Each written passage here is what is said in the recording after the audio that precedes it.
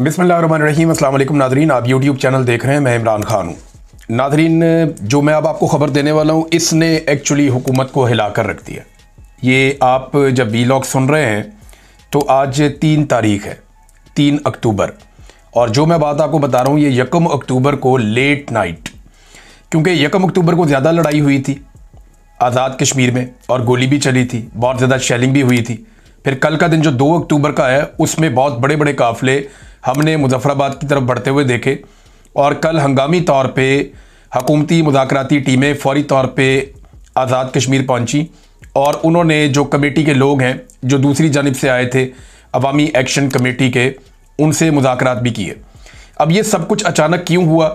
ये परसों रात को जो इंटेलिजेंस एजेंसियों ने एक रिपोर्ट बनाई थी वो रिपोर्ट भिजवाई गई फौरी तौर पे इस्लामाबाद में जब वो रिपोर्ट मौसूल हुई तो रात के वक्त वज़ीर आज़म पाकिस्तान को जो है वो ये रिपोर्ट पहुंचाई गई, और उसके बाद आपने देखा कि वज़ीर आज़म ने भी एक स्टेटमेंट जारी हुआ। फिर आपने देखा वज़ीर इत्तलात का एक स्टेटमेंट आया कि वज़ीर आज़म ने नोटिस ले लिया है और फलानी चीज़ें करने के लिए फौरी तौर पे कहा गया है। लोगों से दरख्वास्त की है कि पुरअमन रहें, पुरअमन एहतजाज सबका हक है और एहतजाज करना आईनी और कानूनी हक है। इस किस्म की बातें उन्होंने करना शुरू कर दी। जो लोग उससे पहले धमकियाँ दे रहे थे, मार कुटाई की बात कर रहे थे, उससे पहले राणा सनाउल्लाह ने कहा था कि जी ये तो इंडियन एजेंट हैं, और जो टाउट्स हैं उनके ज़रिए से पाकिस्तान का जो एस्टेब्लिशमेंट का अपना डिजिटल मीडिया है, या एस्टेब्लिशमेंट क्यों पहचाने जाते हैं, अब सब पता है, सबको आइडिया है कि ये अकाउंट पाकिस्तान की मिलिट्री एस्टेब्लिशमेंट डील कर रही है, ये उनके ईमा पे काम करते हैं। तो उन लोगों ने ये बयानियाँ फैलाना शुरू कर दिया था। उनमें कोई दानश्वर और कोई सहाफ़ी भी शामिल कर दिए गए थे कि जनाब गद्दारियों के सर्टिफिकेट बांटें। तो जो मुहिब्बे वतन कश्मीरी है उनके ऊपर ये भी किया जा रहा था। 1 तारीख को ये सब कुछ हो रहा था। 1 तारीख पे 29, 30 तारीख, फिर 1 तारीख, इसमें बहुत ज़्यादा ताकत का इस्तेमाल किया गया 3 दिनों तक। जब भरपूर ताकत का इस्तेमाल किया तो 1 तारीख को जो रिपोर्ट बनी वो रिपोर्ट भिजवाई गई, फिर वज़ीर आज़म को होश दिलाई गई। तो उसके बाद ये स्टेटमेंट आता है, और मेरी इतला के मुताबिक ये स्टेटमेंट सिर्फ वज़ीर आज़म के नाम से जारी किया गया। वज़ीर आज़म जो है वो भी इस तरह का स्टेटमेंट इस तरह जारी ना करते, लेकिन हालात इतने ख़राब हो गए थे कि मिलिट्री एस्टेब्लिशमेंट को यह फैसला करना पड़ा कि अब सियासतदानों को आगे करो।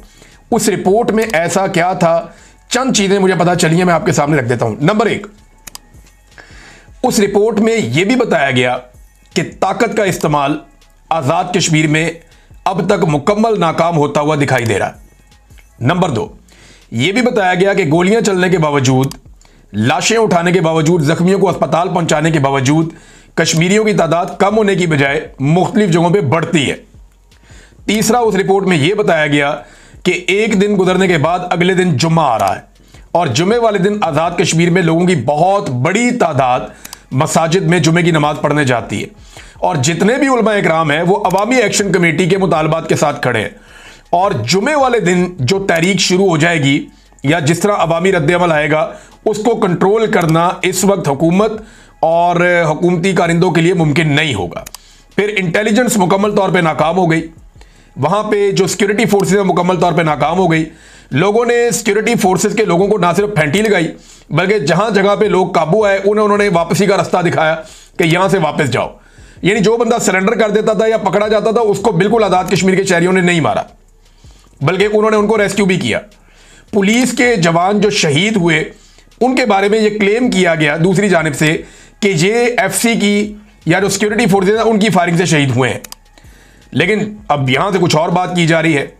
लेकिन उस रिपोर्ट के अंदर यह बताया गया कि कत्लो गारतगिरी जो हुई है, जितना टॉर्चर किया गया है, जितना यूज ऑफ फोर्स किया गया है, वो सारा जाया गया। अगर जुम्मे वाले दिन ये लड़ाई जुम्मे वाले दिन तक चली जाती है तो फिर इसको जीतना तकरीबन नामुमकिन हो जाएगा। और लोगों ने किया क्या, लोगों ने पुलिस वालों के कपड़े उतार उतार के वहां तारों पर टांगे हुए हैं, उनके जनाब उनका सामान छीन लिया, उनके जूते छीन लिए, उनकी पैंटें उतरवा दी, उनकी शर्टें उतरवा दी, उनका बाकी सामान जो है उनको जो जिससे मार कुटाई करते हैं वो सारा लोगों ने वहां पे पूरा एक एरिया बनाया हुआ है जहां सजाया हुआ है कश्मीर के अवाम ने, और दिखा रहे हैं सबको ये हमें मारने आए थे, देखो इनका सामान ये पड़ा हुआ और हमने इनको भेज दिया। तो कश्मीरियों ने बिल्कुल डिफरेंट तरीके से आपस में इत्तफाक कायम रखते हुए उन्होंने मुकाबला किया, और ये निहत्ते भी थे और पुरअमन भी थे। अब क्योंकि कश्मीर एक बड़ा हसास इलाका है, मकबूजा कश्मीर का केस पाकिस्तान लगभग 75 साल से लड़ रहा है अक़वाम मुत्तहिदा में, 1948 से यह मामला पेंडिंग चला आ रहा है और अक़वाम मुत्तहिदा के अंदर 48 में एक जंग भी हुई थी पाकिस्तान इंडिया की, और जो कश्मीर आज़ाद है ये मुजाहिदीन ने आज़ाद करवाया था। कश्मीर के लोगों ने खुद जोर लगाया था, बहुत सारे मुजाहिदीन खैबर पख्तूनख्वा से गए थे, तब ये जितना इलाका आज़ाद है ये आज़ाद हुआ था। अब पाकिस्तान का मुकदमा मकबूजा कश्मीर का है, अगर यहां पे भी उसी तरह के हालात मजीद पैदा हो जाते हैं तो पाकिस्तान के उस मुकदमे का भी बेड़ा गर्क हो जाएगा और पाकिस्तान की बड़ी आलमी सतह पे बदनामी भी हो जाएगी और फिर कश्मीर को पाकिस्तान के साथ जोड़कर रखना भी एक मुश्किल चीज बन जाएगी। फिर ये जो कत्लो गारतगिरी हो रही है इसके नतीजे में यह भी बताया गया रिपोर्ट के अंदर कि कश्मीरियों के अंदर नफरत बढ़ती चली जा रही है और वो अब ऐसे नारे लगा रहे हैं जो सिक्योरिटी फोर्सेज के खिलाफ है और आने वाले वक्त में वहां पे सिक्योरिटी फोर्सेज के लिए मुश्किलात कम नहीं होंगी, बहुत बढ़ती चली जाएंगी। अब जब इन सारी चीजों को इकट्ठा करके पहुंचाया गया तो परसों रात को पहला स्टेटमेंट आता है, हुकूमत की जानिब से पैंतरा चेंज किया जाता है। अगले दिन यानी कल राणा सनाउल्लाह साहब का स्टेटमेंट आता है जो एक दिन पहले कह रहे थे कि जनाब ये तो गद्दार है, इंडिया के साथ मिले हुए हैं, और अगले दिन स्टेटमेंट आता है कि नहीं ये तो हमारे भाई हैं, हमदर्दी हमें इनसे प्यार है। ख्वाजा आसिफ का बड़ा सबका, ख्वाजा साद रफीक का, सबके मीठे मीठे स्टेटमेंट आते हैं और जो लोग कश्मीरी हैं PMLN में उनको इस्तेमाल किया जाता है कि जनाब फौरी तौर पे जाएं और जाके कुछ ना कुछ करके मुज़ाकरात करें और जुम्मे से पहले मामलात को तय कर लें। अब मामला जब तय करने के लिए ये लोग बैठते हैं तो पहले तो जो मुज़ाकराती कमेटी है दूसरी जानिब से, मुज़ाहिरीन की जानिब से, उन्होंने कुछ चीज़ें तय कर ली। उन्होंने कहा जी वज़ीर आज़म आज़ाद कश्मीर को शामिल ना किया जाए, वहाँ वज़ीर दाखिला कर्नल रिटायर वकार नूर है उसको भी शामिल ना किया जाए, मुमताज़ राठौर के लोग बहुत खिलाफ थे। फिर उन्होंने कहा जी हमारे जो कातिल हैं ना, जिन लोगों ने हमें कत्ल किया है, अहकामात जारी किए, वो मुज़ाकराती मेज़ पर नहीं बैठेंगे। फिर उन्होंने कहा जी जो प्रोपेगेंडा हमारे खिलाफ किया गया कि हम पाकिस्तान के खिलाफ हैं और इंडिया के एजेंट हैं, उसका भी हम जवाब मांगेंगे। तो इस किस्म की बहुत सारी चीज़ें जो हैं वो उन्होंने तय की। यानी मुस्लिम कॉन्फ्रेंस की तरफ से जो फायरिंग हुई और इसके बाद जो काफिलों के ऊपर जो असला ले जाने का एक झूठा इल्ज़ाम लगा कि लोग मुसल्ला थे, इन सारी चीज़ों पे उन्होंने कहा जी कि हम जवाब मांगेंगे, भारत कातिल है, हमें भारतीय एजेंट कहना संगीन और नाकाबिले कबूल इल्ज़ाम है। ये उन्होंने पहले तय कर लिया था आपस में।